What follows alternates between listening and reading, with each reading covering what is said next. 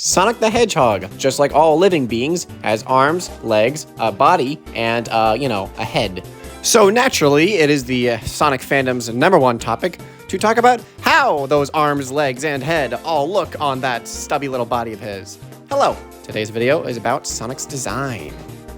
Now, it is only natural for Sonic to have a lot of different designs over the course of time, and some people prefer one design over the other.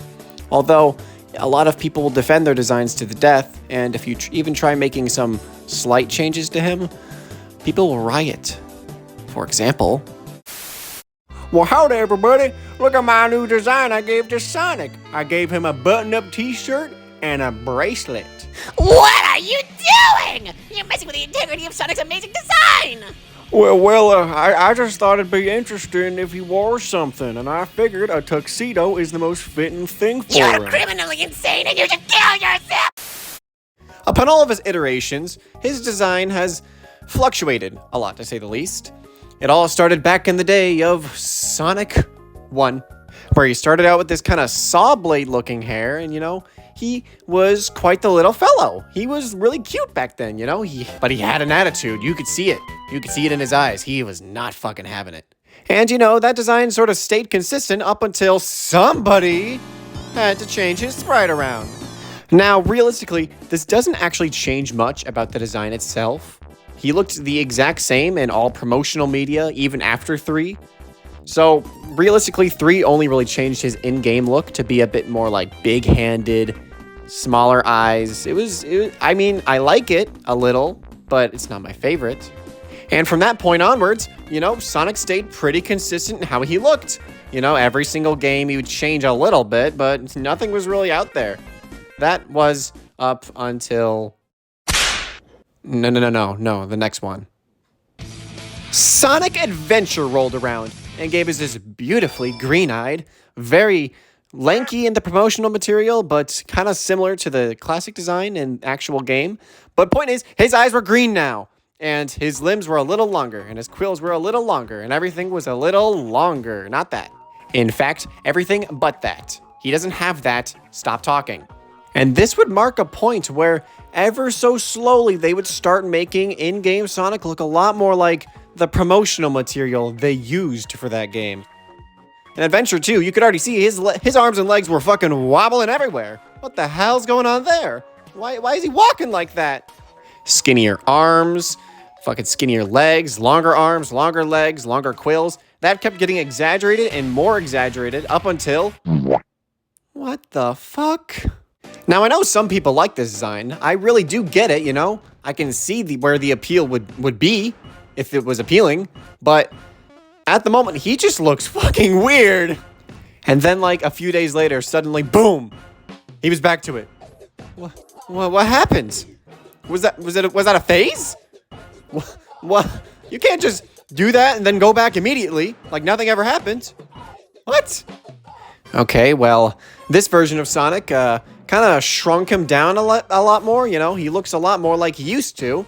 And at this point, this was kind of where Sonic's design settled a lot.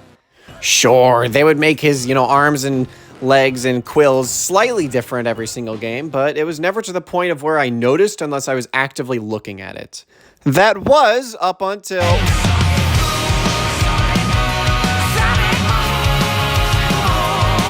Yeah, that. A side series for Sonic where every main character got a major redesign. It was tonally different, it was going to be more adventure, less speed focused, and I'm gonna be real, I don't like any of them. Tails just had more shit on him. He could do that in if he goes to a fucking store. Sonic broke his arms and legs. Knuckles is whatever he is, and Amy just looks like she changed outfit. The backlash to these designs was fucking unprecedented. I have never, ever seen a bigger fucking movement in the Sonic fandom at that point. We'll get there. Point is, nobody liked it. And they only used it for 3 games in the Sonic Boom sub-series, and then Sonic Boom died because nothing was good enough to save it.